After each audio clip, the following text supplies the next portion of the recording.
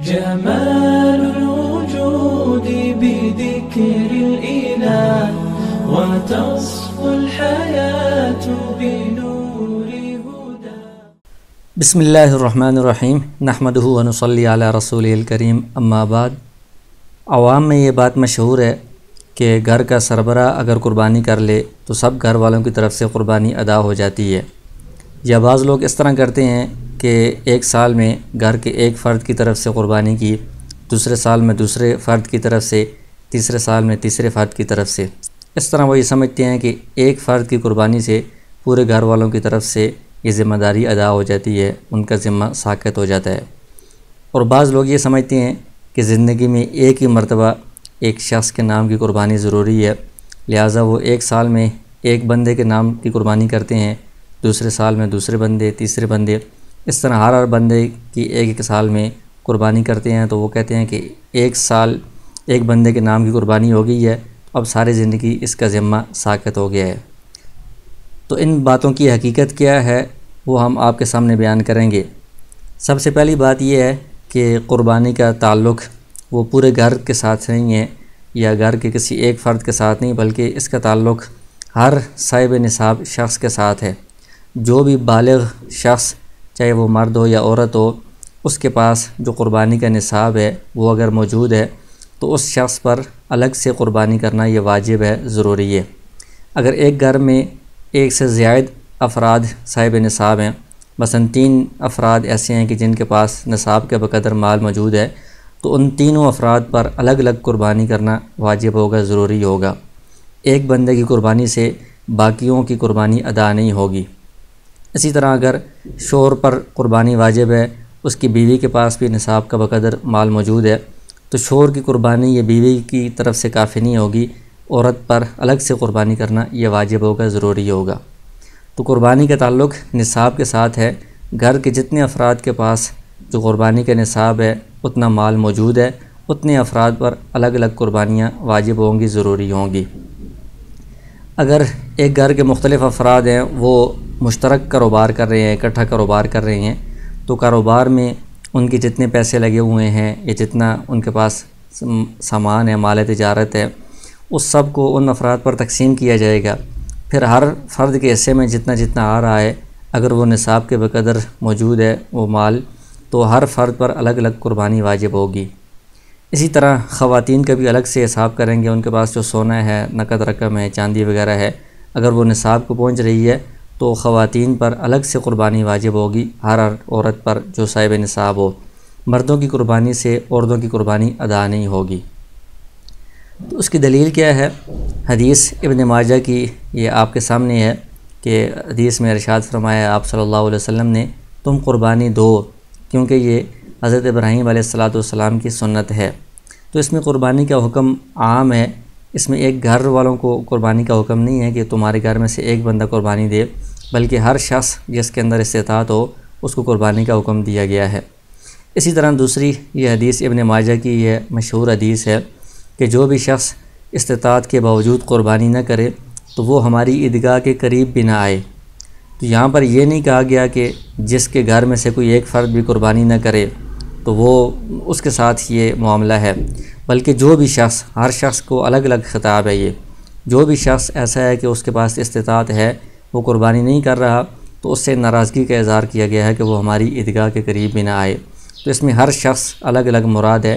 اس میں گھر والوں کی، پوری گھر والوں کی طرف سے ایک قربانی کا ذکر نہیں ہے.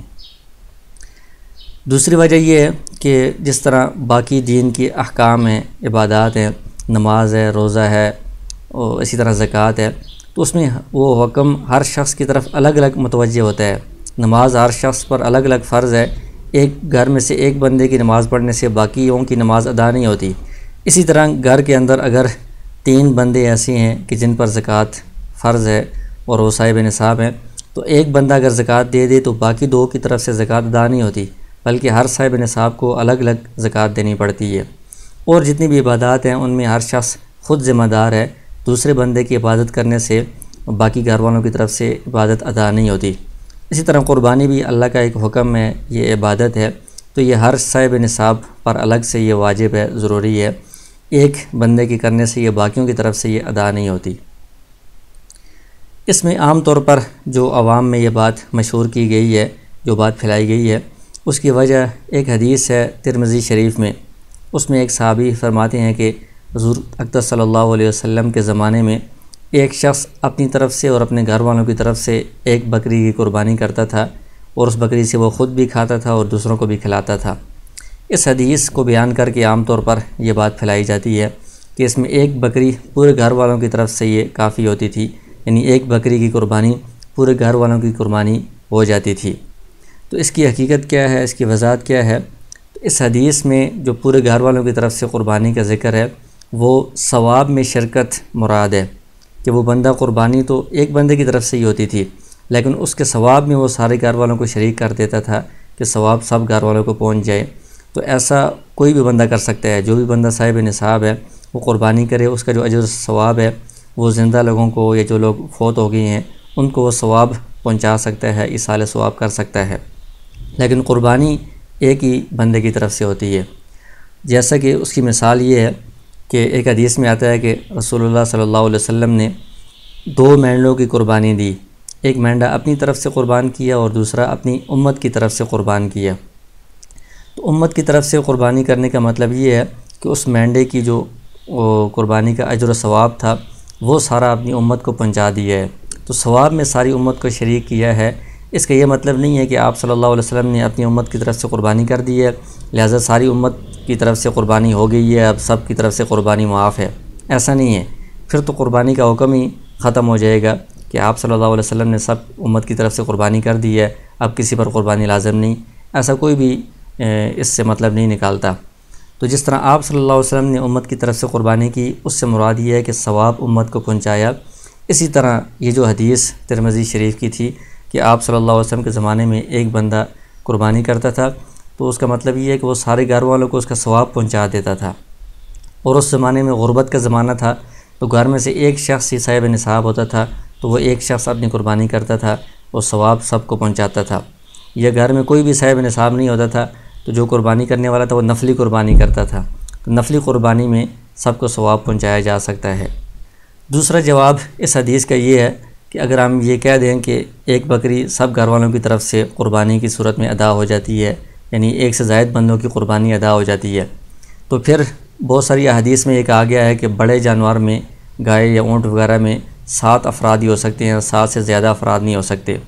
تو اگر وہ جو 7 افراد ہیں وہ ہر گھر میں سے ایک فرد ہے اور ہر گھر میں اس کے 5-6 دوسرے افراد بھی ہیں جو صاحب نصاب ہیں، تو اگر اس طرح ہوتا تو پھر تو ایک گائے میں جو 7 افراد شریک ہیں ان کے جو اپنے گھر کے سارے افراد ہیں ان کو ملائیں تو یہ 60-70 افراد کل بن جائیں گے، تو یہ تو پھر 60-70 افراد کی طرف سے ایک گائے کی قربانی ہو جائے گی، حالانکہ یہ تو احادیث کے واضح طور پر خلاف ہے۔ احادیث میں کہا گیا ہے کہ 7 سے زیادہ افراد نہیں ہو سکتے، اس کا مطلب یہی ہے کہ ہر فرد کی الگ قربانی ہوتی ہے، اور ایک بڑے جانور میں 7 افراد جو صاحب نصاب ہیں یا جو قربانی کر رہے ہیں وہ شریک ہو سکتے ہیں۔ تو احادیث میں صاف کہا گیا ہے کہ 7 سے زیادہ افراد نہیں ہو سکتے، تو اس سے بھی یہ پتہ چلتا ہے کہ جو بڑے جانور میں ایک حصہ ہوتا ہے وہ ایک فرد کی طرف سے ہی ہو سکتا ہے، پورے گھر والوں کی طرف سے نہیں ہو سکتا۔ تو لہٰذا یہ ساری اس بات کی حقیقت آپ کے سامنے آ گئی ہے۔ تو قربانی کا تعلق صاحب نصاب کے ساتھ ہے، ہر صاحب نصاب شخص اس کے اوپر الگ الگ قربانی واجب ہے، گھر میں جتنے بھی صاحب نصاب ہیں ان سب پر الگ الگ قربانی کرنا ضروری ہوگا، سربراہ کی قربانی یا ایک فرد کی قربانی باقی سب گھر والوں کی طرف سے کافی نہیں ہوگی۔ اللہ اللہ اللہ